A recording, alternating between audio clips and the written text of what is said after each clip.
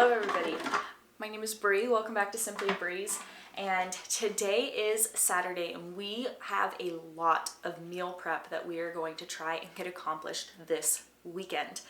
Reed is off fishing and or hunting. I don't know, he took off with the guys, so he's gone for the weekend. I've got the house to myself, which means I can get a lot of things done without interruption. So let me kind of break it down. I've got a little bit of a list here.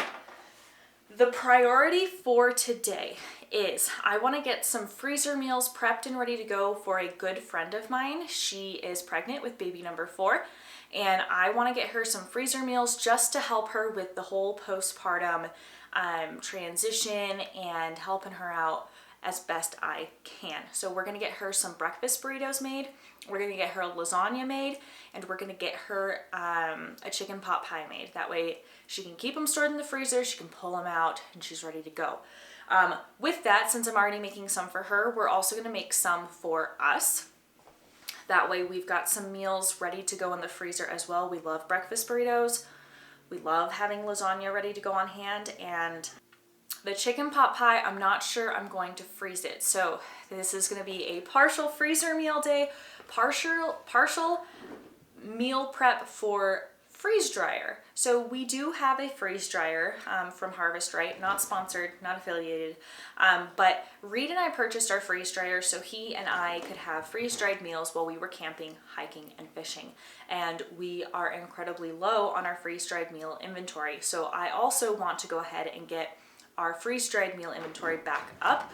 That way we've got those ready to go meals for activities, because we are about to start ice fishing on a regular basis here soon, and it's really nice to have a nice hot meal on the ice. So that is Boots. What are you doing, buddy? Are you okay? So we want to get that accomplished. I also am going to get some beef stroganoff started in the slow cooker. That way it's doing its thing while I'm getting a bunch of other things accomplished. However, it is still defrosting. I just need it to be a little more pliable so I can break it apart. I've got like 5.5 pounds of stew meat right there, but it is not quite pliable yet. So we're gonna let that continue to thaw. So while we're waiting on the beef to thaw, I'm gonna go ahead and get some pie crusts made. That way I can get the chicken pot pie assembled later today, but also, we're gonna freeze dry the pie crust for chicken pot pie. I did this last year when we went to the Boundary Waters, and it was fabulous. So we're gonna get that done again today. So that was a bit of a long-winded intro, but if you're interested in any sort of meal prep, all of the stuff I'm making can in fact be a freezer meal. It does not have to be just a freeze-dried meal or a freezer meal. So please don't feel discouraged if you don't have a freeze dryer, because all of this can be turned into a freeze-dried meal, or a freezer meal as well. So let's get these, I'm making 2 batches of pie crusts, and 1 batch makes 2. So I'm gonna have a total of 4 pie crusts, and we're gonna see if that results in me having a couple extra ready to go in the freezer for whenever I want. So I'm gonna make 1 batch at a time of my pie crust, and it calls for a cup of really, really cold butter. So what I'm gonna do is I'm gonna go ahead and get this chopped into chunks real quick, and then I'm gonna pop it back in the fridge, and then I'll get all the other ingredients assembled. And that way we keep our butter nice and cold. The reason you want your butter to stay nice and cold is because you want the butter to stay in chunks in the crust once the dough is formed. You don't want it to like melt and like homogenize with everything else. Those chunks of butter are what give you the flakes of the pie crust. So you want your butter to stay nice and cold. So we're gonna go ahead and get the butter cut into some chunks real quick. So I need 2, and I'm just gonna fluff my flour real quick. I should probably put on an apron. I'm going to make an absolute mess in the kitchen today. So there's 1 cup.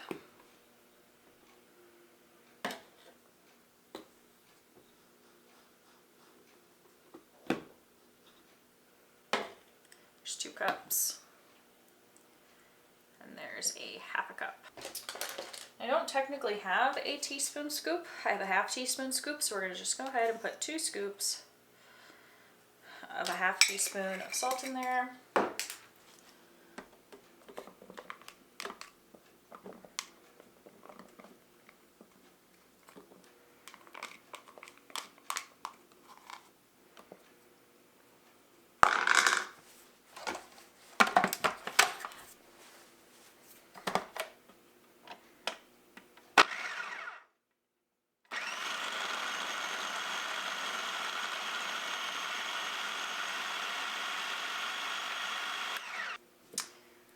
All right, and then I've got some ice cold water here, and I'm just gonna go ahead and pour some into this 1/4 cup. And I'm gonna add water a 1/4 cup at a time. So let's get this 1/4 cup in there.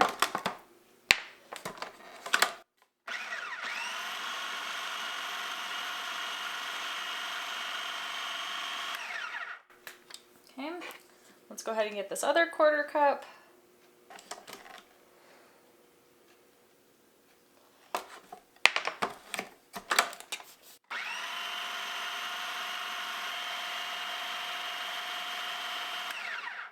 Cool.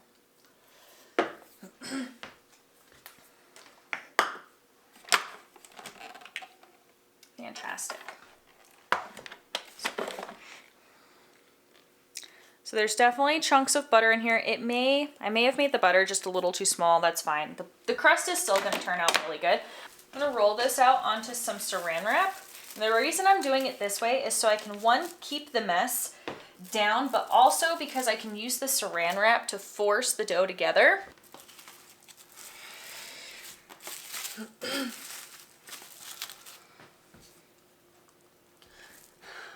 I'm gonna add a little bit of cold water to my hands. I don't need a lot of cold water. We're just gonna break this in half. We're gonna smush.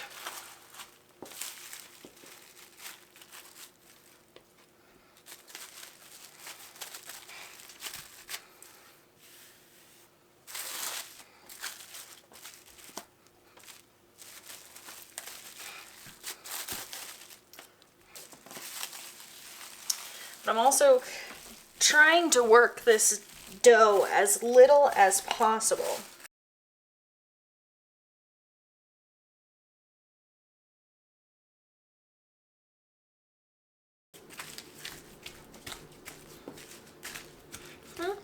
I'm gonna go ahead and put this pie crust, this is technically 2, but I'm gonna go ahead and get it in the fridge so the butter stays nice and cold. And now we're gonna repeat this process one more time.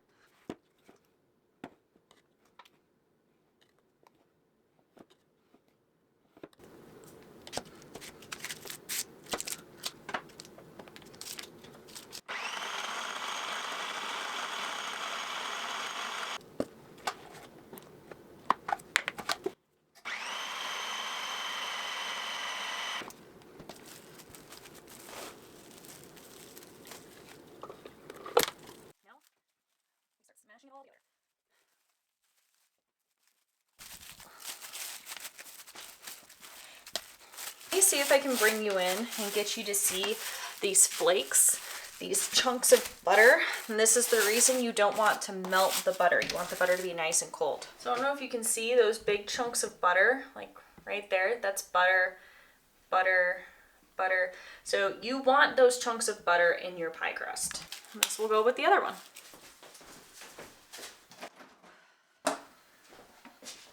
Okay, so we've got our crock pot here. And we've got stew meat. Let me go ahead and get my scale because I don't want to use all of this stew meat for the beef stroganoff. 5.65 pounds. And so I'm going to do 3.65 pounds of beef stroganoff. Let me change my unit to pounds. So all I'm going to do is throw, or I'm going to try anyways, it's still kind of frozen.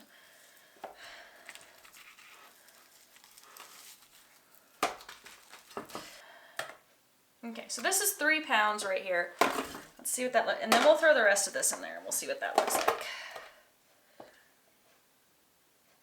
Okay, and that's about just over 2. Perfect. 2 pounds. So that's our beef stroganoff, and this is going to be for pot roast in a jar on another day.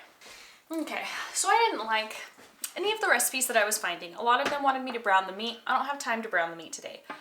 The thing with browning the meat, it will add a depth of flavor, but if I'm being completely honest, I have never browned the meat to my beef stroganoff before. I've always just dumped it into the slow cooker and set it and forget it. So here's what we're gonna do. We're gonna put the beef into the slow cooker. I'm gonna go ahead and grab some homemade cream of mushroom, and I'm gonna finish making it a true cream of mushroom. We're gonna throw it in here with some sliced up mushrooms and probably a couple more onions, and then we're gonna set it and forget it, and then later on, once it's ready, we'll add our sour cream, we'll let it cool, and it's ready for the freeze dryer. So I don't think I made it very clear, but this cream of mushroom is actually a canning recipe, and all I needed to do was add cream and flour to make it a true cream of mushroom. And the reason I'm doing it this way is because I didn't want just clumps of flour in my mixture. So now I'm gonna go ahead and add this back in.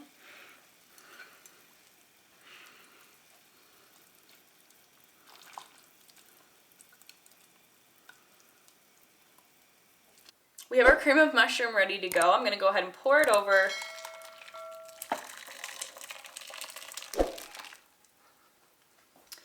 Our beef. I'm also going to, maybe, let's see. I don't know if I want to add beef broth to this or not.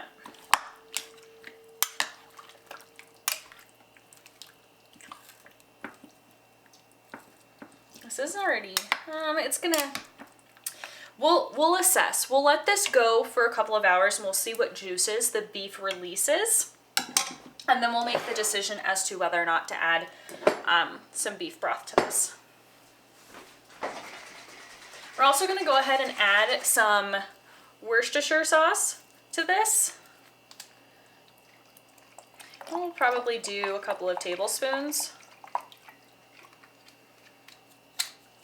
And all I'm going to do is plug this in, get the lid on, and this is ready to go. The cream of mushroom soup base already had onions in it. It's already got mushrooms in it.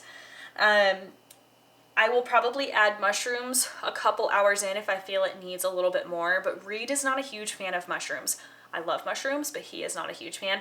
So, I mean, there's quite a few mushrooms in here from that cream of mushroom base, so I may just leave this alone and have it be as is.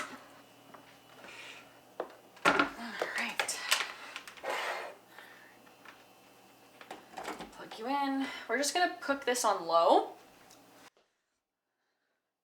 I'm gonna put the lid on that. Okay, so now that we have this burner ready to go, we're gonna turn this water onto high to boil. We're also gonna turn this burner on high to get that water boiling as well. Let me grab our pasta. I am making a pumpkin pasta dish that has Polish sausage in it. I will link all the recipes I'm making down below for you as well, and I'll write up the beef stroganoff recipe for you because I'm just winging that one. But I've got this pasta from, this is a Costco pasta bag that I bought, and then this one is a fun Costco bag that I bought, and they're funky noodles. They're both fun, long, kind of twisty noodles, and so I'm probably just gonna mix these two, make for a fun time. They have to cook the same amount of time. That way I can do my lasagna in the other pot. So I'm going to make up the lasagna for Reed and I in these smaller containers. Oh, these are kind of shallow. I don't know if I'm going to do that. I may do the pumpkin pasta in these then. But I'm going to make the lasagna and pumpkin pasta for my neighbor in these pans. That way she doesn't have to worry about any sort of kitchen cleanup. She can just pop everything in the oven and she can throw everything away when she's done. Being postpartum, she's also already got 3 kids and a family, so she's gonna have a lot going on. I'm gonna try and reduce her stress as much as possible.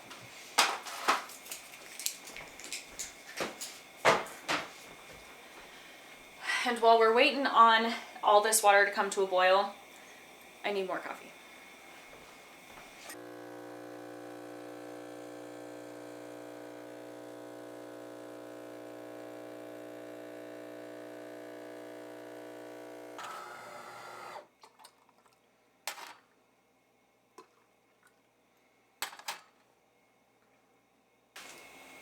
Okay, and the way to make sure that these kind of cooking days are possible is to, whenever you've got a minute, try and clean up as you go.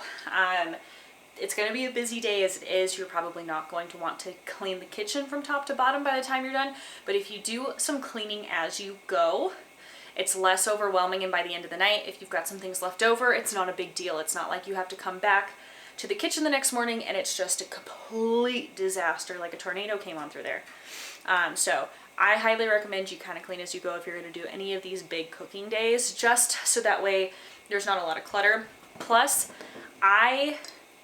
we have an open kitchen, however, my counter space is kind of weird and a little limited. So if I leave things on the counter while I'm doing stuff like this, it instantly becomes cluttered and I run out of space. So I have to clean a little bit as I go out of necessity to continue to function. So I'm gonna use this 9x13 to make our lasagna in to put in the freezer. It also comes with a lid, so I don't need to use any saran wrap or anything like that. But let me go ahead and lay out some noodles to make sure I put enough into the boiling water. Okay, one of our pots of water is at a nice rolling boil, so I'm actually going to cook up this little pasta first. And then you wanna make sure when you add pasta to water, ooh, I don't know if I have enough. You want to make sure you give this a good stir. The starch in the pasta will cause the pasta to stick. And if you stir it for a minute after you add it to the water, it'll help with the sticking situation. So I don't think I gave this enough water, so here's what we're going to do. I am just going to go ahead and add some water from here.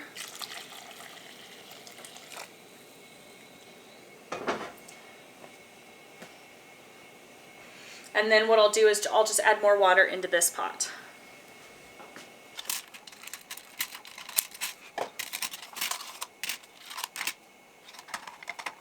Okay, so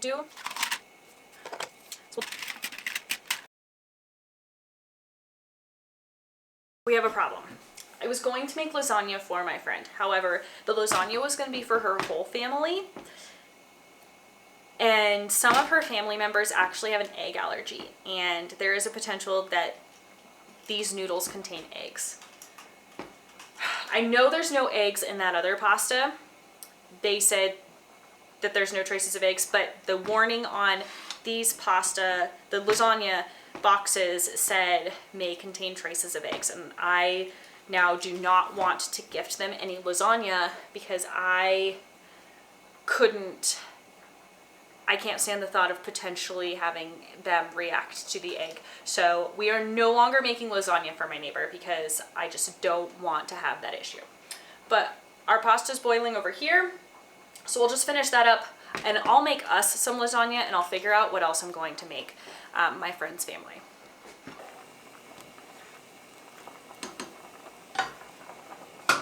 So we're just gonna shut that burner off because I don't currently know what I'm going to make.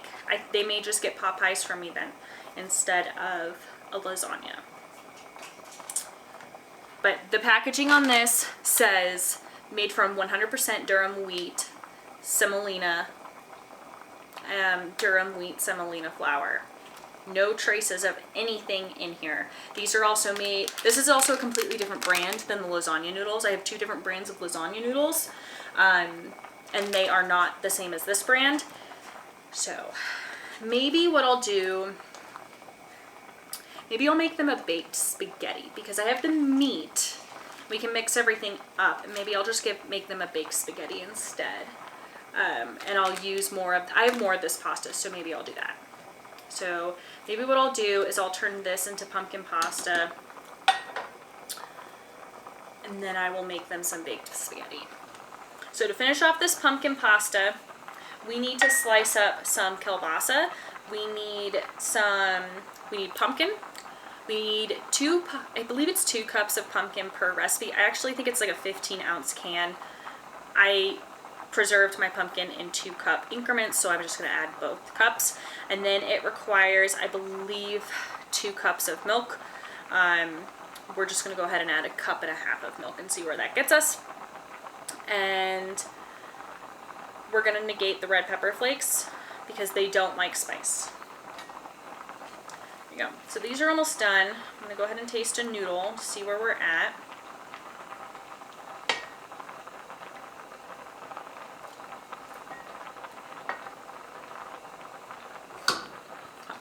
So this is done.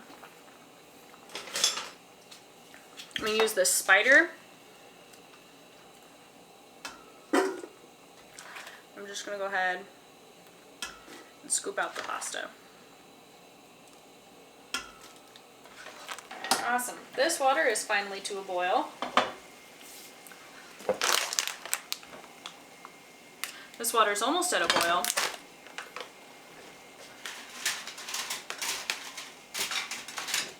So I'm going to go ahead and get my lasagna noodles cooking now. And then I can let them sit out and dry. We'll get them par cooked. And then whenever I'm ready to assemble my lasagna, we'll be set to go.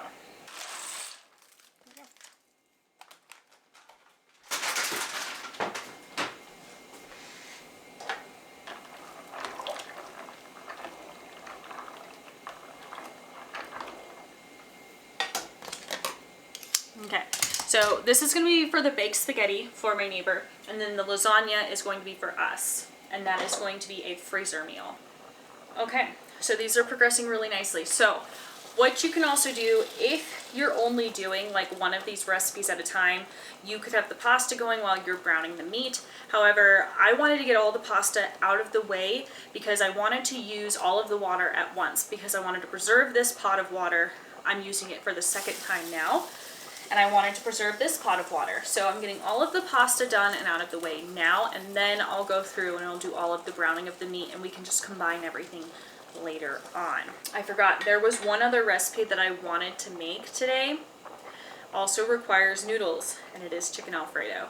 So we will probably reuse this pot of water, not this pot of water, because this one is looking kind of starchy. So we'll reuse this pot of water over here. So that way I can also get the pasta for my chicken Alfredo ready to go as well. And the reason I'm using smaller noodles, our chicken Alfredo is actually going to be a freeze-dried meal, not a freezer meal. So I want smaller noodles. Let me check this lasagna. We don't want the lasagna completely cooked. It'll finish cooking in the oven from the liquid of the sauce.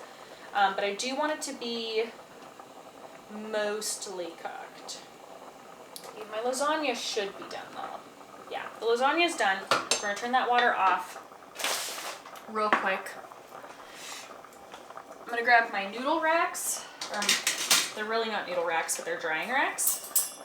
Put this over here for now. And I am just gonna go ahead, not that one.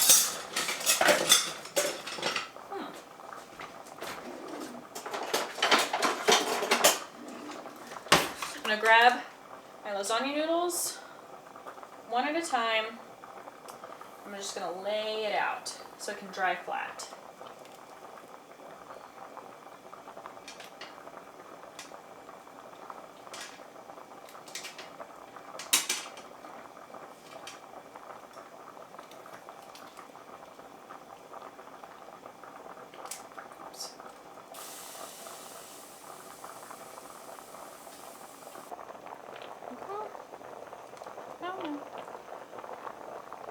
Perfect.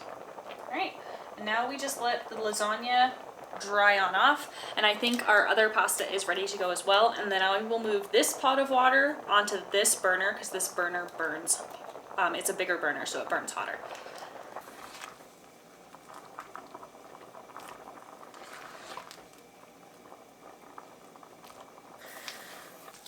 So I'm gonna go ahead and get our kielbasa chopped up for the pumpkin pasta. I'm gonna get our onions chopped up for the pumpkin pasta. Our pumpkin is pliable, so it'll cook up just fine.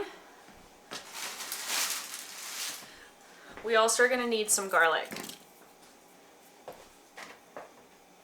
Okay, so I have a makeshift compost bin. These onions, they're just super old. I don't know if they're just really old, and I don't want to use them even for chicken broth later.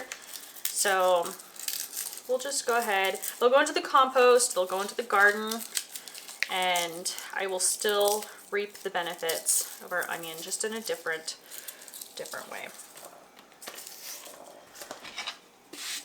Okay, we're just going, it doesn't matter how we cut up this onion, because we just need it diced, so it doesn't matter what direction we cut it in.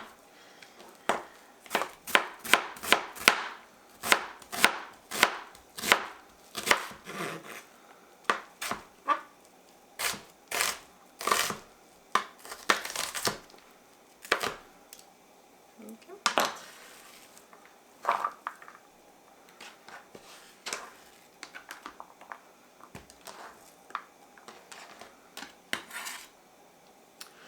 Whew, this is a potent onion too.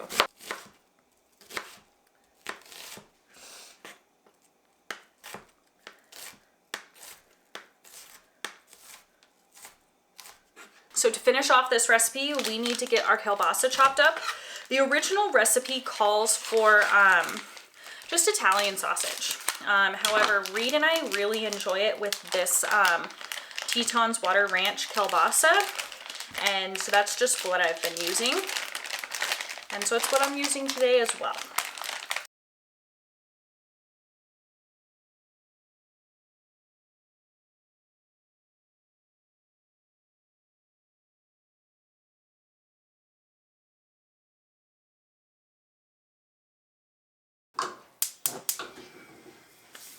Okay, so because we are not using a sausage that's going to produce a lot of oil, I'm going to go ahead and throw some olive oil into here. We're going to get this reheated back up. This pot is still decently warm, so we're going to go ahead and add the kielbasa.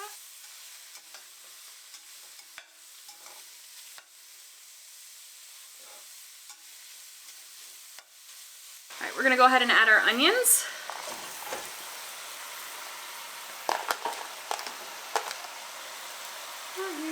Not you.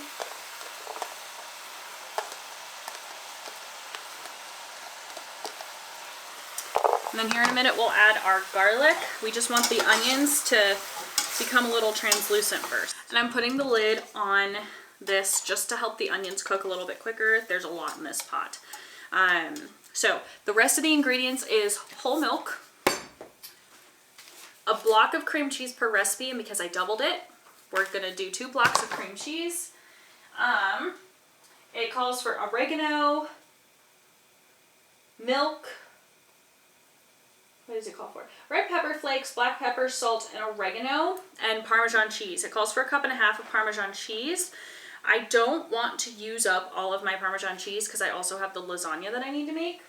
We are ready for the rest of the ingredients. So let's go ahead, let's get our garlic in here. Oops.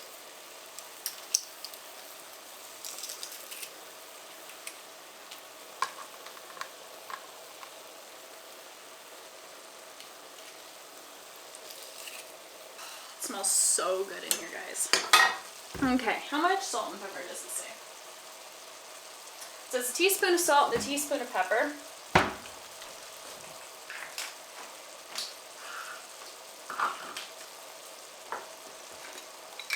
So I need 2 teaspoons of salt and 2 teaspoons of pepper.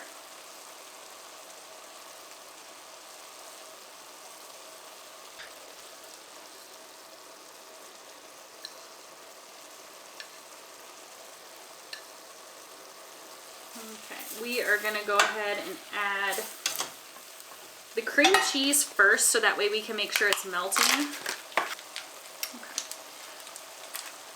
I feel like the foil that cream cheese comes in has just gotten like thinner and thinner because I have ripped the foil every time I've opened cream cheese the last like couple months, and it's, well, I guess it's not a big deal if you're using up the whole thing of cream cheese, but if you're not using up all of the cream cheese at once, it's a real,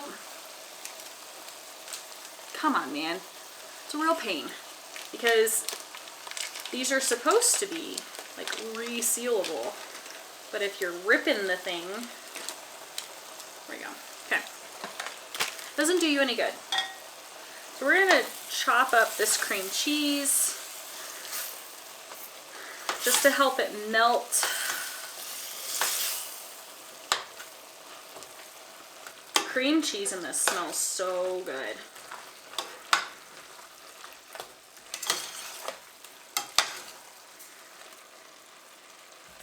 Okay. We're gonna go ahead and add all of our milk. We're gonna turn our heat down.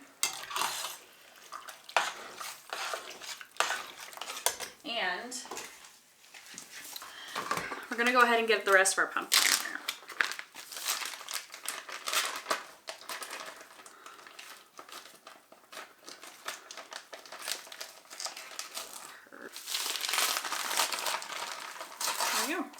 Perfect.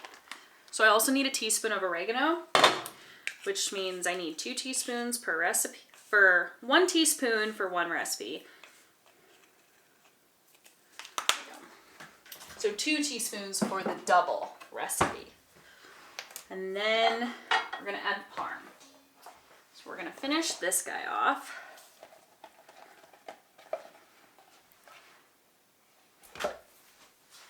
We're gonna add some of this cheese. I'm probably only putting the equivalent of 1 recipe's worth of Parmesan cheese because I don't have enough for double and to make the lasagna, and that's okay. I've actually completely forgotten the Parmesan in this before, and it's still delicious. So we are gonna go ahead and add our mixture to our pasta.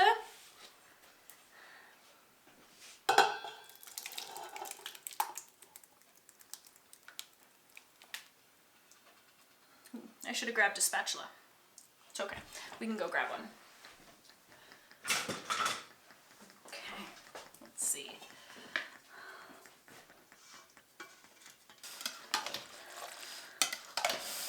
And I'm trying to be gentle so I don't like break the noodles.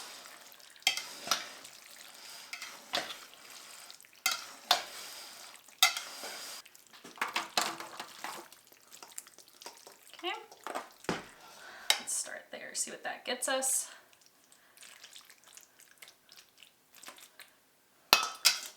Do a little bit more. Perfect. Now let's go ahead and fill up these 2.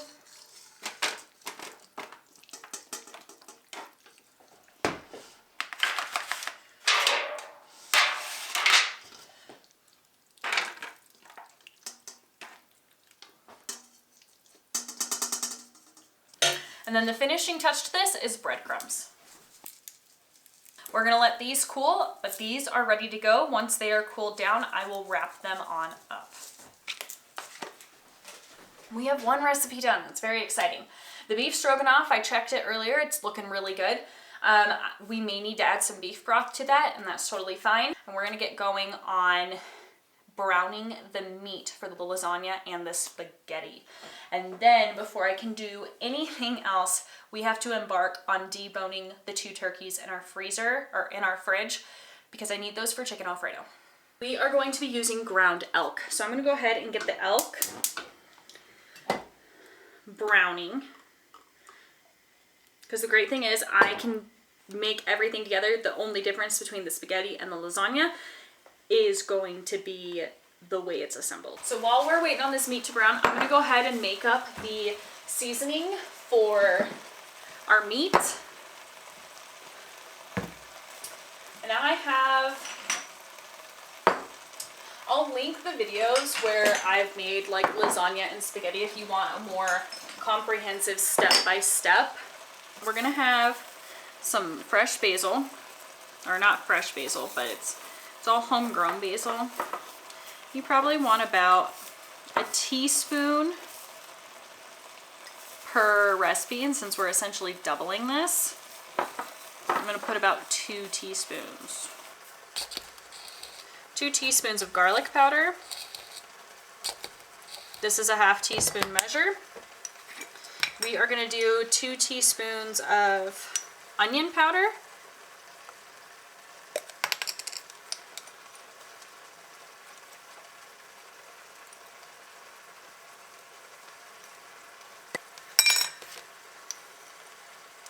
We're gonna start with 2 teaspoons of salt. We're gonna do 2 teaspoons of oregano. We're gonna do ½ teaspoon of thyme. We're gonna do a pinch of rosemary.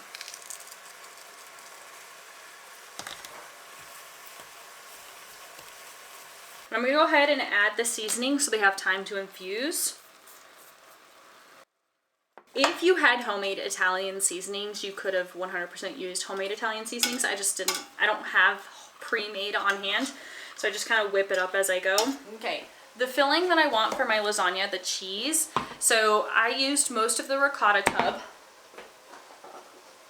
So this was a 15-ounce container, and I used about 3/4 of it, 2/3 of it. We're gonna add some mozzarella. I'm just eyeballing it. That's about a handful, so I'm gonna say almost 3/4 of a cup to a cup of mozz. So I have a tomato, onion, and garlic mixture right here. I also have some marinara.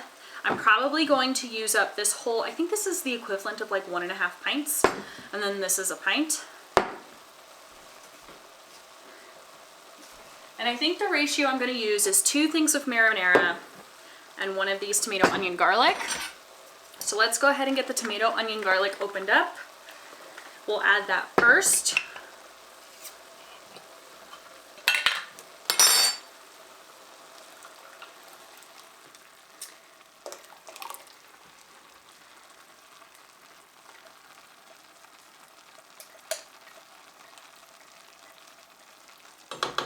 In this lasagna filling mixture, we are gonna add some salt. I'm probably gonna add the equivalent of like 1/2 teaspoon of salt. Some onion powder. So I have found if I season all of the components, oops, looks like I'm out of onion powder, of the dishes that I make, it results in a much bolder, but also a more even flavor profile throughout the whole dish. So that was oregano, and now we're gonna add some garlic. I'd estimate I put about 1/2 teaspoon of everything in here, to include the exception of pepper.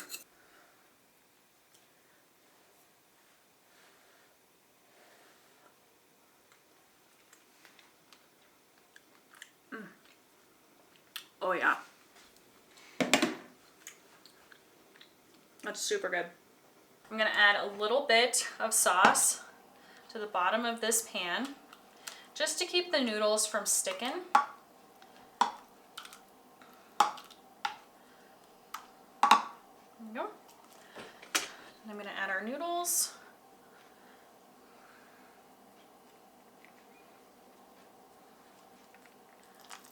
Our cheese mixture. Oops.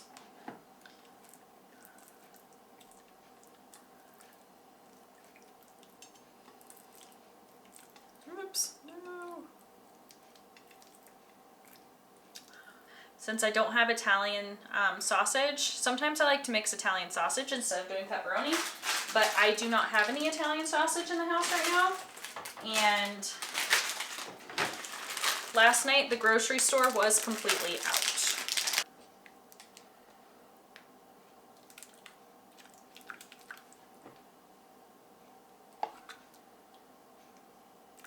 Okay, well I'm a full noodle shy, so I'll bake up one or cook up one more noodle, and then our lasagna is done. For the baked spaghetti, I am just gonna go ahead and add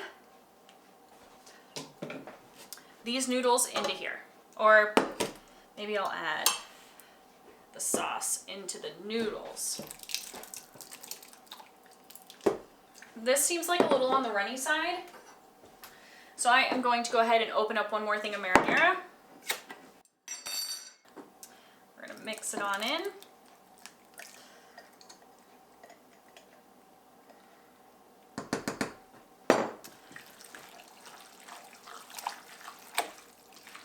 We are gonna add some Parmesan cheese. We're probably gonna add there we go. And we're gonna add some mozzarella.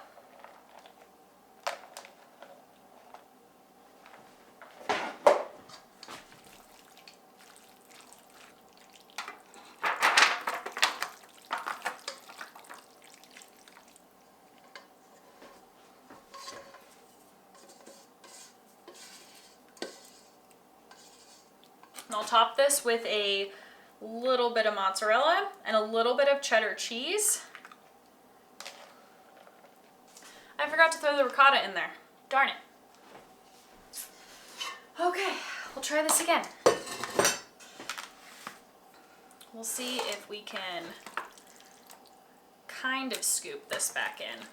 So we won't top it with mozzarella, but now there's more mozzarella in the cheese mixture. So we are going to top this with some cheddar cheese. Now this is also ready to go.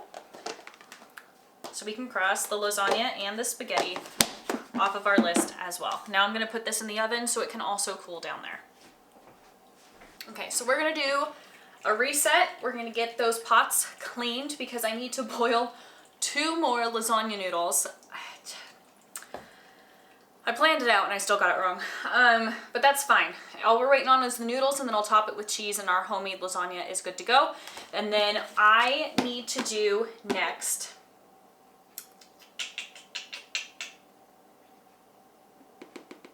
we need to at least debone a turkey. We need to do one of them. So that is next for us to do, but let's reset the kitchen so I'm not getting everything covered in turkey juice as I'm deboning the turkey.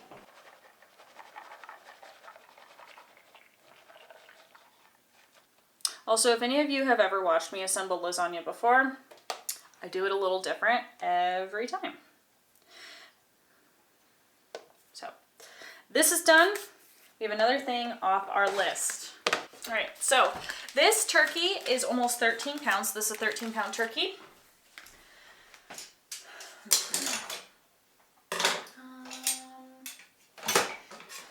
I'm gonna get a boning knife. I'm gonna get this bad boy sharpened. I am going to go ahead and part out this turkey. I'm gonna save the carcass, and then the carcass is gonna be turned into broth. If you are interested in how to butcher a turkey or not, essentially break down, not necessarily butcher, I can link a video where I broke down a couple whole chickens, and a turkey is just a bigger version of a chicken in terms of their like anatomy. It's pretty much the same. So I will link that above if you are interested in that, but I'm gonna go ahead and get both of these turkeys done, and then I will bring you back when we are actually doing something with it, and I'll tell you what the total what the weight is of just the meat, because that's gonna determine what we do with all of the turkey.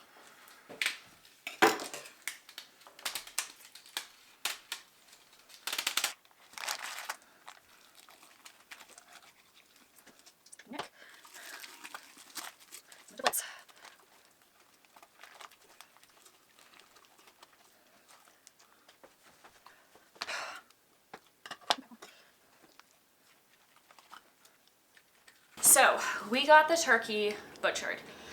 We ended up with about 9 pounds of turkey, so about close to 9.5 pounds of turkey ready to use. And then I saved the wings and the chicken legs or the turkey legs for eating.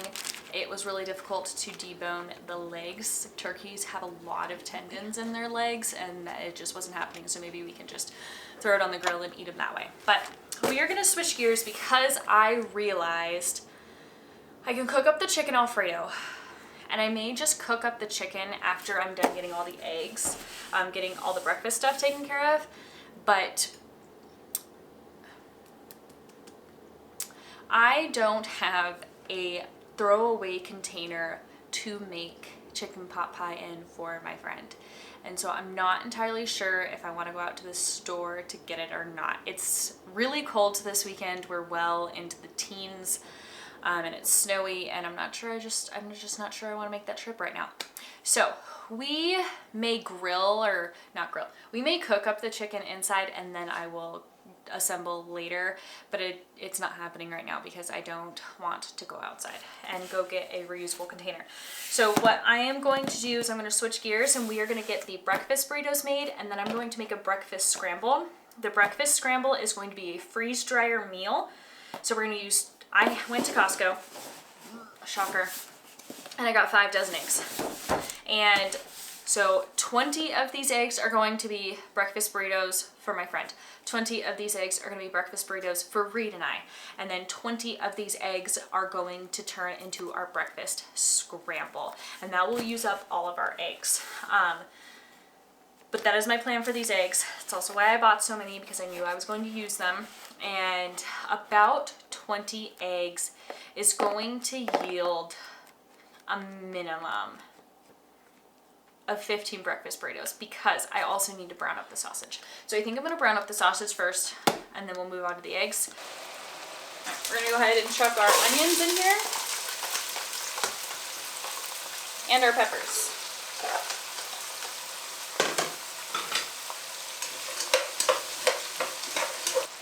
So about 1/3 of the pepper onion mixture is for each burrito, and then another 1/3 is for our scramble, same with the sausage. I have not forgotten about our beef stroganoff. It is still going really strong. It has released some of its moisture.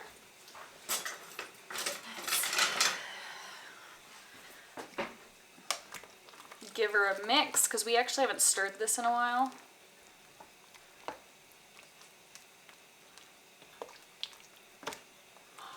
It smells really, really good though. Okay.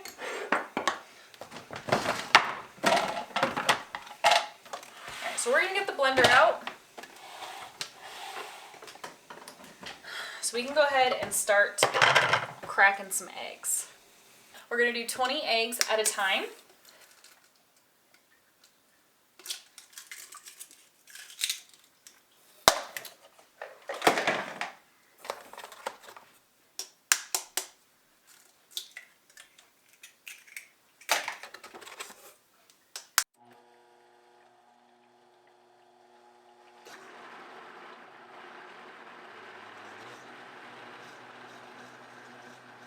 So what I'm going to do is I'm going to go ahead and scoop the sausage into this measuring cup. So I have a rough idea of like what 1/3 of this sausage will be, so I can make sure I'm splitting this up kind of evenly. We have roughly about 6 to 6.5 cups. We've got 4 cups of vegetables. So I can do about 1 1/3. All right, so I'm gonna go ahead and put 2 scoops of breakfast sausage back in here. I'm gonna grab a cup.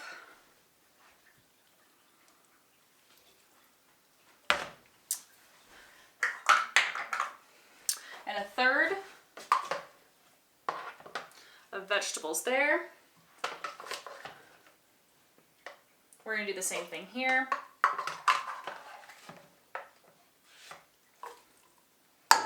This is rough estimates, I'm not being exact. Just so I know I'm kind of ballparking everything around the same. And then we'll just combine all of this, because all of that's gonna go into the scramble. So here is, we're gonna turn that on to like a medium heat. Here's the first batch of eggs. We'll get cracking the other 20, and really quickly before this gets going too much, we're gonna add some pepper, and we're gonna salt this. There we go. We're gonna give her a mix, and we're gonna go ahead and try and crack the other 20 before the bottom really kind of starts to burn. All right, we got the second batch of eggs ready to go.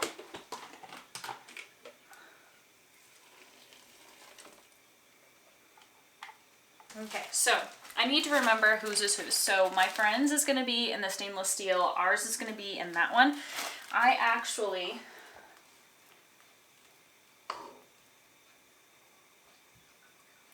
need to put some egg back into this blender real quick because I forgot to add something.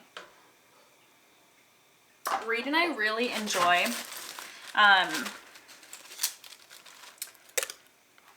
when our breakfast burritos are a little spicy. So I am gonna blend up a freeze-dried hot pepper real quick.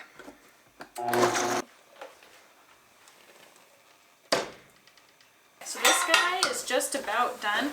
I'm gonna let the residual heat finish cooking this through. I don't enjoy a dry breakfast burrito. I don't like my eggs to be very dry. And so if you cut the cooking process off before it's completely done, You'll avoid having excessively dry breakfast burrito eggs. I'm also gonna throw in another little bit of pepper. Here we go.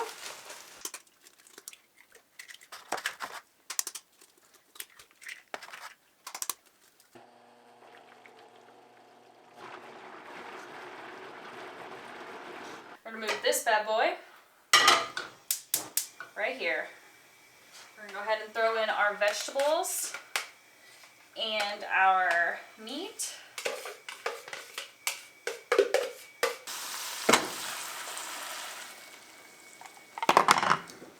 Turn the heat down. All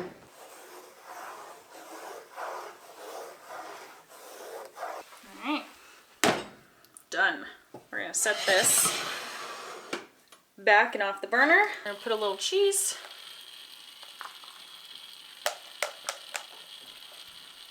So now we're gonna go ahead and put about a half a cup of filling per burrito. We'll see where that gets us. So Reed and I absolutely enjoy having breakfast burritos on hand and ready to go for a grab and go meal, especially in the early mornings when he and I get up to go hunting. Those are early mornings and I don't have time to actually cook up a breakfast. This is actually a skill I developed when I was in college. When I was at school all day, the breakfast burritos on hand saved me a ton of money and I didn't have to purchase breakfast while I was actually at the campus from 6 a.m. to about 6 p.m. So I'm gonna go ahead and put my egg scramble onto these freeze dryer trays so it can quickly cool down and I can pop them into the freezer until I am ready to get the freeze dryer going. If it fills all 4 trays, I don't think it will, but it might. If it fills all 4 trays, I'll get the freeze dryer going. If it doesn't, we need to wait because I want the freeze dryer to be full if I'm going to run it. So I didn't have time to actually take you along with me in getting our freeze dryer started and running. However, we don't have a normal freeze dryer in the sense that like we don't have a standard at home one. We got this from somebody we knew who used it for medicinal purposes for a particular plant. And so it is considered a pharmaceutical freeze dryer, not a true at-home one that you see a lot of other people using. So our process for getting the freeze dryer started is a little different, and I don't want to confuse people with the steps because our steps are different. But this has easily become one of our favorite ways to meal prep for camping trips, ice fishing trips, overnight trips when we're going places because it is quick and convenient, and it is food that we made ourselves. But other than that, I think it's pretty good, which is great. And because that's technically 3 pounds, I use the equivalent of 2 of these containers. I'm gonna go ahead.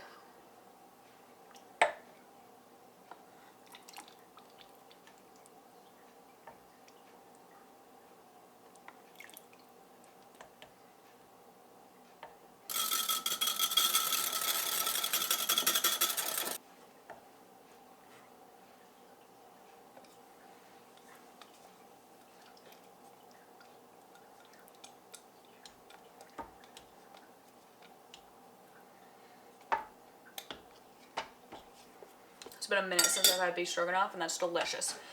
So I'm gonna turn the temperature off on that, the power's off. And I'm gonna unplug it. And now I'm probably gonna take the insert out and set it somewhere so it can continue to cool. But now our beef stroganoff is done. And once it's cooled down a bit more, it'll be ready for the freeze dryer as well. So I may put that in the freeze dryer with the egg scramble. So we are finally getting around to browning our turkey meat. This turkey meat is for the turkey Alfredo and the turkey pot pie that we intend to make as freeze-dried meals as well. As I mentioned earlier, we absolutely love these freeze-dried meals. They replace what a lot of other people would get for like mountain meals or like camping meals. We like making them from home because then I get to control the ingredients that are in them.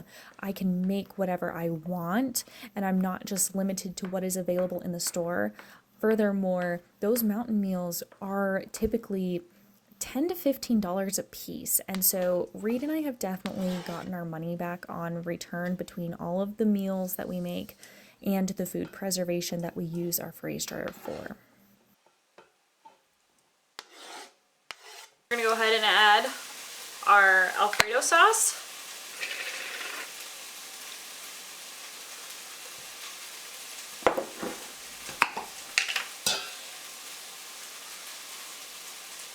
I'm also gonna add some pepper to this Alfredo. I do like a little bit of pepper in my Alfredo. And then we're gonna add our noodles. There we go, cuckoo.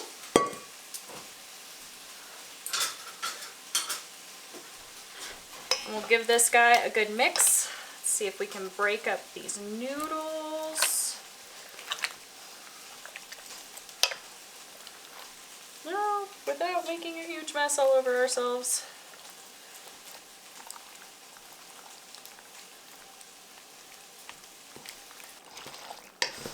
And just like that, the chicken Alfredo is done, and it's pretty cooled down as well, so I can go ahead and get this onto a freeze dryer tray too. We have the chicken Alfredo done. We are moving on to our chicken pot pie, our turkey, my goodness. Eventually I'll get it, or I won't.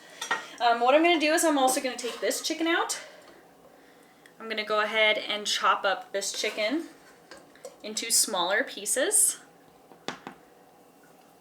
I'm gonna go ahead and use this pasta bowl to put the chopped chicken in, and we'll just let the chicken sit on the side while I go ahead and get the rest of the chicken pot pie cooking on up. So we're getting some butter melted. I use my Betty Crocker cookbook as a general guideline for making the pot pie, and it says to add about 1/3 of a cup of butter per recipe, so there's 2/3 of a cup of butter in there. And then 1/3 a cup of flour, so we need 2/3 a cup of flour so we can make our roux. Butter's practically melted, so we're gonna go ahead and add our flour.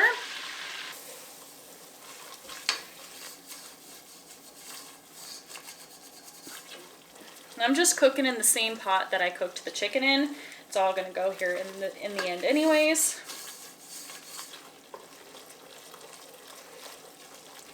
So now we got our roux in there. Let's go ahead and add the frozen vegetables.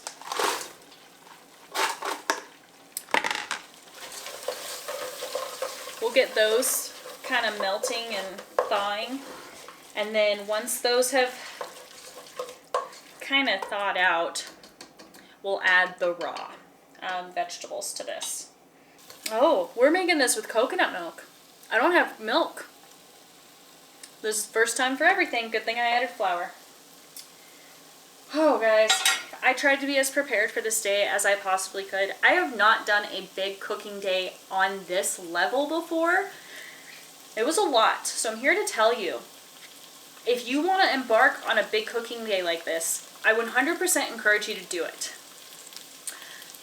But don't be discouraged when you forgot something, because I clearly did not think for a second that I needed milk for chicken pot pie, and I knew I was going to make chicken pot pie. It's okay. We're going to be fine. We're not upset.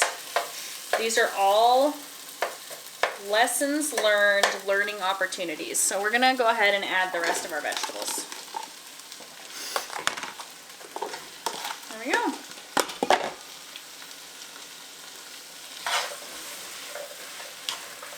Recipe calls for about 2/3 cup of milk per recipe.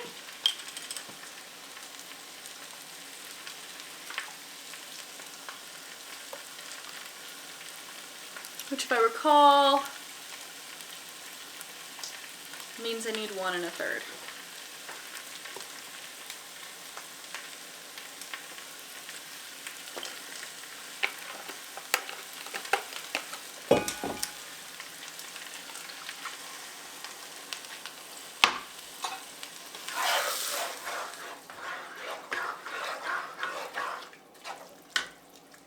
But yeah, let's go ahead and add another third because I need these vegetables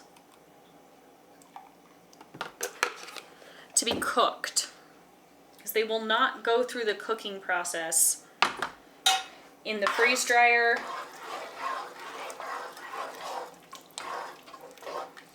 They're not going through the oven like normal pot pie would be.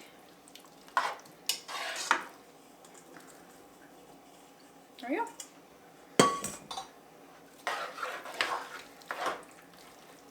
We'll assess.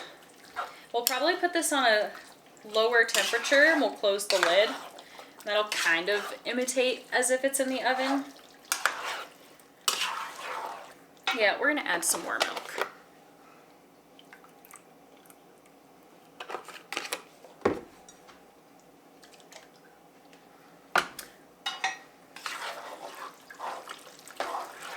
So I'm sure some of you have caught on. I made a fatal mistake. I wouldn't call it fatal, but I made a mistake. I needed to put chicken broth in my pot pie. So we've added some chicken broth. I've added a fair amount of milk, so I don't want to add too much chicken broth. But that right there is about to be a huge game changer. It's also really going to help those potatoes cook.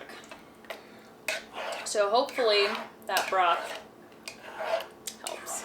Like I said, this is my first time tackling a huge cooking day like this.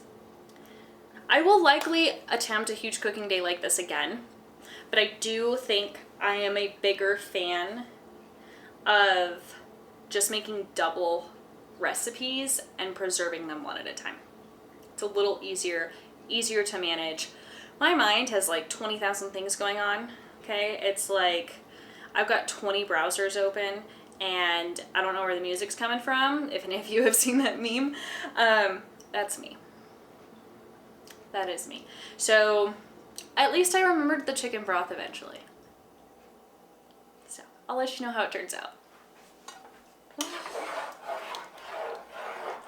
So now that I've got the pot pie filling cooking away, I'm gonna go ahead and get everything else finished up. So I'm gonna get the beef stroganoff put onto my freeze dryer trays and I can pop them into the freeze dryer so they can get ready to go. And then I'm going to proceed with getting everything wrapped on up now that it is nice and cool, so that way everything can successfully be stored in our freezer without fear of freezer burn, but also so I can get the other meals packaged up for my friend for her to put into her freezer. So I just try and pull off a little bit of plastic wrap, not a whole lot, because we don't need a lot for these. And then we wrap up the burritos.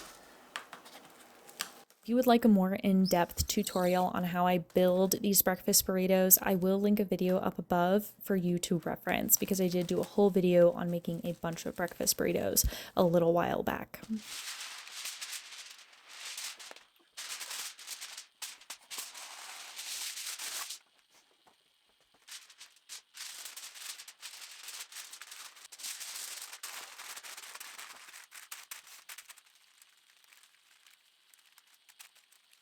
And then I'm going to go ahead and wrap all of this stuff in saran wrap as well.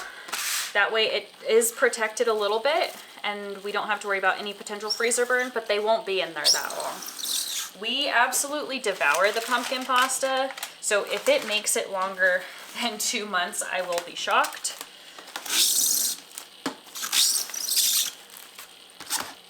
Ow. We did it.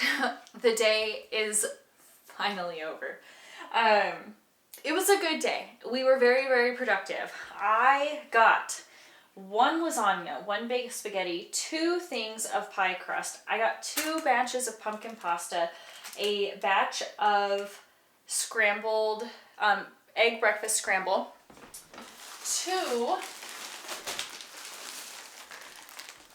batches of breakfast burritos, a double batch of chicken pot pie filling to go with the pie crusts. I also made beef stroganoff and chicken Alfredo today, plus I deboned 2 whole turkeys. one was 12.93 pounds and the other one was 16.05 pounds. It's been a very productive day and it was wonderful. So thanks for joining along with me. Hopefully if you decide to do a big cooking day, you are a little more prepped and ready to go. But if not, that's okay. Don't be discouraged. Just accomplish what you can accomplish. But man, oh man, I am so glad we are done. And I am super excited to be able to gift my friend some meals to help her out postpartum. So thank you for joining me. Tomorrow we are going to be doing some canning projects. We are trying to be as productive as possible this weekend because I don't know when I'll get another weekend like this. So thank you for being here and I will see you guys next time.